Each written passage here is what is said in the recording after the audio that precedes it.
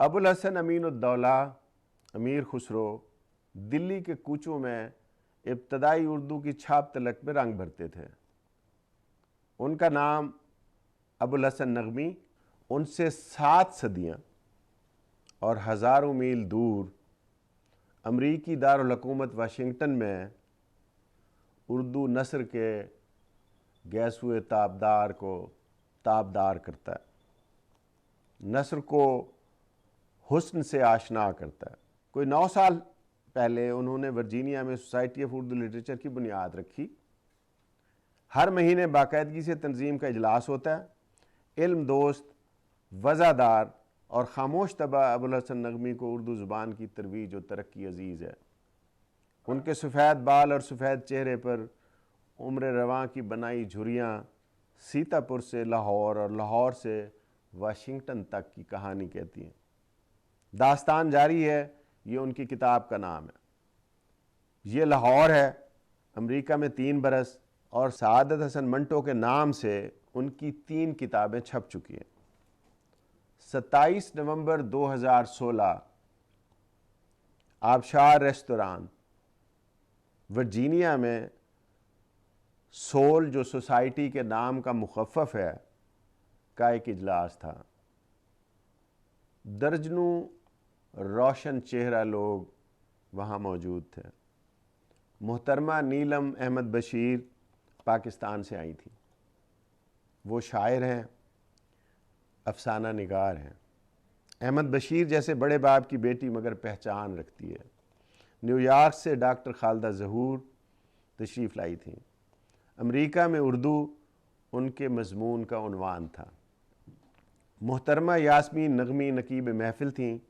پھولوں جیسی نفاست اور خوشبو کے ساتھ ممتا کے رچاؤ سے بھرے مختصر جملے گویا تقریب کا خلاصہ ہوں۔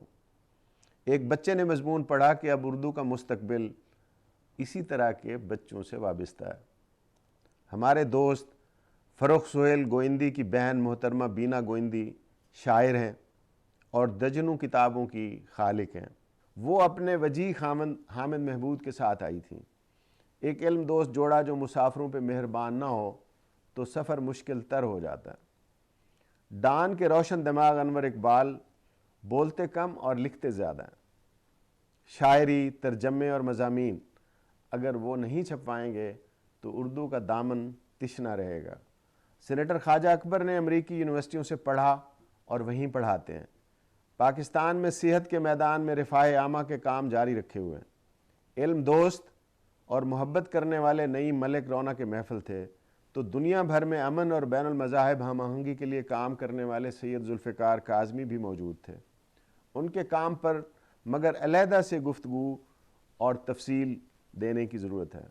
سعادت رانا دیر سے آئے کہ گوتم بدھ کی نسل کا یہ آدمی زندگی تیاگنے پر نہیں، زندگی گزارنے پر یقین رکھتا ہے۔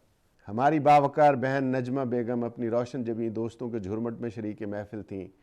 ڈاکٹر معظم صدیقی کے مضمون کہ اردو لشکری زبان نہیں نے گفتگو کو اردو کی تاریخ کا جائزہ بنا دیا۔ پروفیسر ظہور ندیم پاکستان میں اردو کے پروفیسر تھے اور اب امریکہ میں اردو کے سفیر ہیں۔ ابوالحسن نغمی ان کی خدمات کے معترف ہیں۔ نور نغمی نے نیلم احمد بشیر کا افسانہ پڑھا تو ان کی صداکاری کا جوہر کھلا۔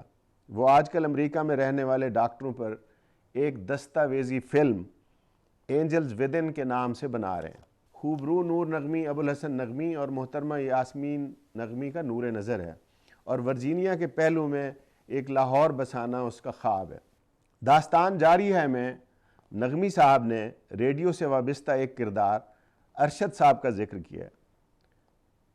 انہیں دیکھ کر لوگ گھڑیاں درست کیا کرتے تھے۔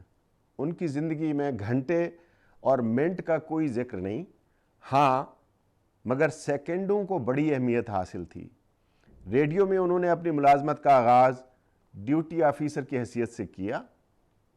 وہ ڈیلی رجسٹر میں لکھتے کہ ڈرامہ نشر ہوا مگر مقررہ وقت سے 2.5 سیکنڈ بعد ختم ہوا۔ ان کے تبادلے پر مختار صدیقی نے ایک الوداعی نظم لکھی۔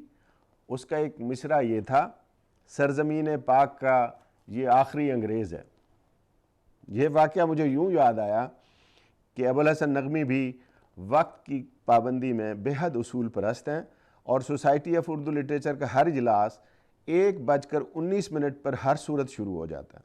دوسری دلچسپ بات جو نغمی صاحب کی یادداشتوں کا حصہ ہے وہ یہ ہے کہ تحریک خلافت کے بعد ایک زمانہ ایسا آیا کہ قومی تحریکوں سے منسلک نوجوانوں کو مولانا کہا جانے لگا، خواہ لباس مغربی پہنتے اور داڑھی مونچھیں صاف کرتے تھے۔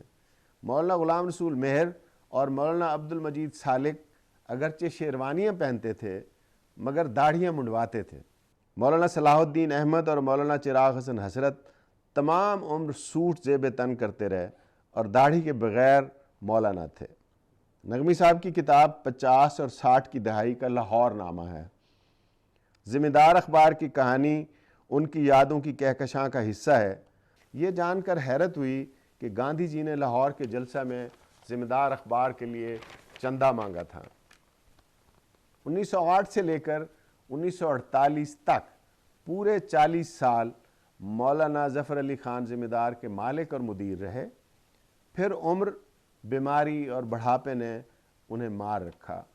مولانا غلام رسول مہر اور مولانا عبد المجید سالک ذمہ دار کے عملے کے کچھ افراد کے ساتھ ان کو چھوڑ کر چلے گئے اور انقلاب کے نام سے نیا اخبار نکالنے لگے، جس پر مولانا ظفر علی خان نے یہ طنزیہ شعر کہا کہ مہر و سالک کے انقلاب کو دیکھ، انقلابات ہیں زمانے کے۔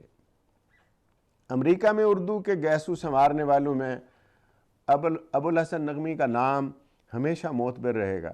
زبانوں کی کہانی مگر انسانوں کی طرح ہے۔ بر صغیر پاک و ہند آزادی کے حصول کے بعد بھی آزاد نہ ہو سکا۔ دنیا بدل گئی مگر پنڈت، ملا، صوفی، سادھو عقل اور ترقی کی دشمنی میں انقلاب فکر لانا تو کجا، ماضی اور مردہ پرستی پر اتر آئے۔ تو کچھ کر گزرنے کی جستجو رکھنے والے خواتین و حضرات یورپ، امریکہ، کینیڈا، آسٹریلیا اور دوسرے ترقی یافتہ ممالک کو ہجرت کر گئے، نئی بستیاں بسائیں، نئے شہر آباد ہوئے، شہر سے دور، شہر یار سے دور۔ تو آج کل جہاں جہاں ان پاکستانیوں کا ڈائسپورا ہوا ہے وہاں ان کی اردو اور اپنی زبانوں سے دلچسپی قائم رہی ہے۔ تو کیا ان کی نئی نسلیں بھی اردو کے ساتھ اسی محبت کا اظہار کریں گی اور اردو پھیلتی پھولتی رہے گی؟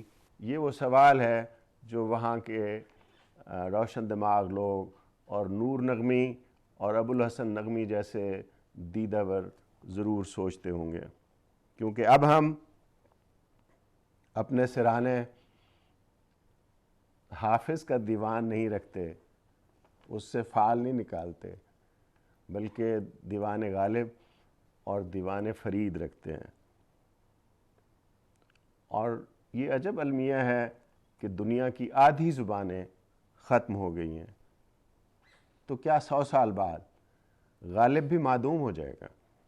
آخر میں غالب کا ایک شعر کہ آئے ہے بے کسی عشق پہ رونا غالب، کس کے گھر جائے گا سیلاب بلا میرے بعد۔ بہت شکریہ۔